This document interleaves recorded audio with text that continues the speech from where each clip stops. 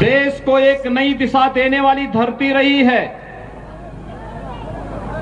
भारत के सांस्कृतिक राष्ट्रवाद की धरती रही है। इसी धरती ने रामकृष्ण परमहंस को देश को दिया, दुनिया को दिया। स्वामी विवेकानंद को इस धरती ने दिया। गुरुदेव रविंद्रनाथ टैगोर को इस धरती ने दिया। और देश के अंदर देश की आजादी को अपनी क्रांति के ज्वार से एक नई ऊंचाई तक पहुंचाने वाले देश स्वाधीनता आंदोलन के हीरो नेताजी सुभाष चंद्र बोस भी तो इसी धरती ने देश को दिया था।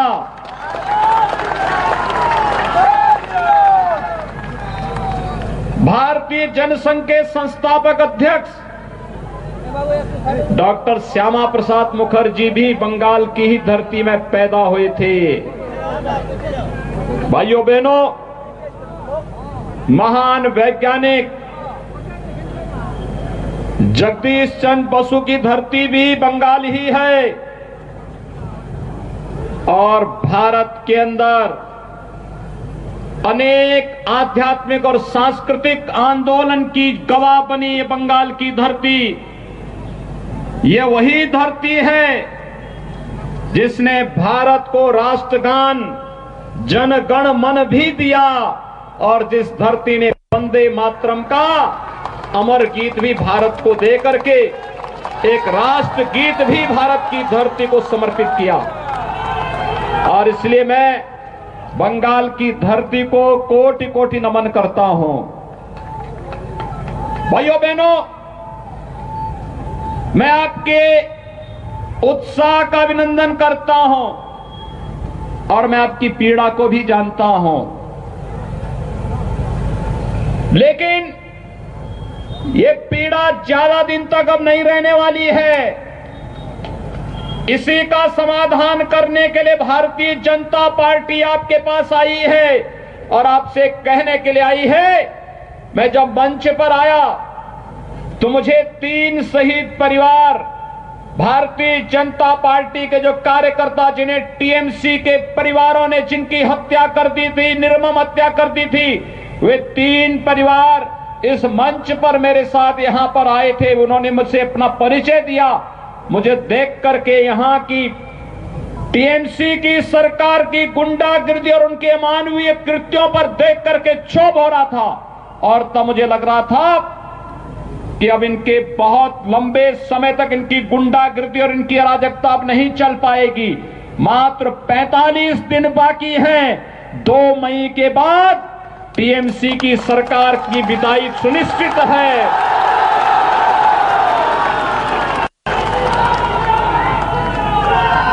ये तीनों परिवार, मोनिका कुमार,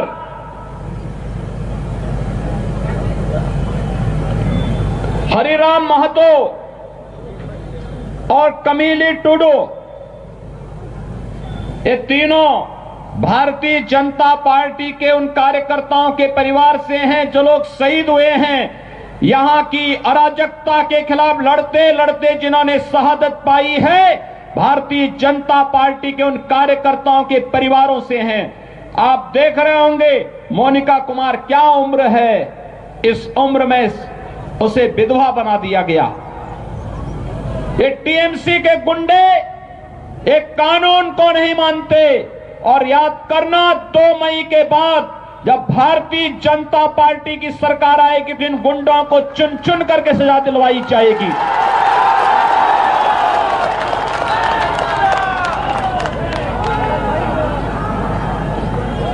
श्रीमती कमीली टुडू को देखो, इस उम्र में भी उसके साथ, और श्री हरिराम महतो जिनके परिवार के सदस्य की हत्या इसलिए कर दी थी क्योंकि वो चाहते थे कि यहां पर बंगाल के अंदर बंगाल के गरीबों को भी शासन की सुविधा का लाभ मिलना चाहिए और ये कार्य भारतीय जनता पार्टी कर सकती है। इसलिए टीएमसी के गुंडों ने उनकी निर्मम हत्या कर दी थी।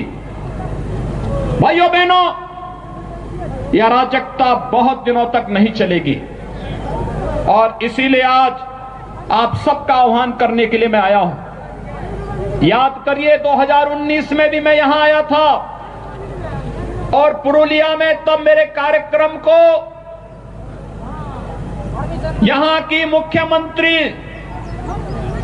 ने उस पर पाबंदी लगा दी थी, मेरा हेलीकॉप्टर नहीं उतरने दिया था। और तब मैंने झारखंड में हेलीकॉप्टर उतार करके 35 किलोमीटर सड़क मार्ग से मैं यहां आया था और तब भी मैंने आपके उत्साह को देखा था और उस उत्साह के लिए आपका अभिनंदन करने के लिए आज मैं यहां पर आया हूं। जब बंगाल में चुनाव प्रचार का शुभारंभ करना था तो मैंने कहा पुरुलिया से ही करूंगा।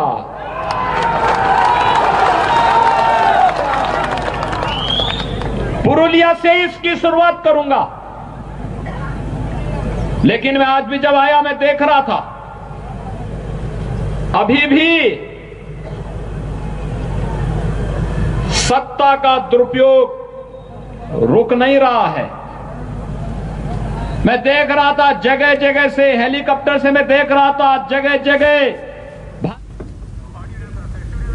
तो बंगाल से गुंडा राज खत्म होगा जब 2 मई के बाद बीजेपी सत्ता में आएगी और टीएमसी को उखाड़ फेंकेगी, ये कहा उत्तर प्रदेश के मुख्यमंत्री योगी आदित्यनाथ ने पुरुलिया में जनसभा को संबोधित करते हुए। एक छोटे से नमस्कार, मैं हूं मानक गुप्ता। अगर आपको हमारा ये वीडियो पसंद आया हो तो इसे लाइक और शेयर जरूर करें और हां, हमें सब्सक्राइब और फॉलो करना ना भूलें ताकि आप देश और दुनिया की कोई खबर मिस ना करें। तो जुड़े रहिए हमारे साथ और देखते रहिए न्यूज़ 24।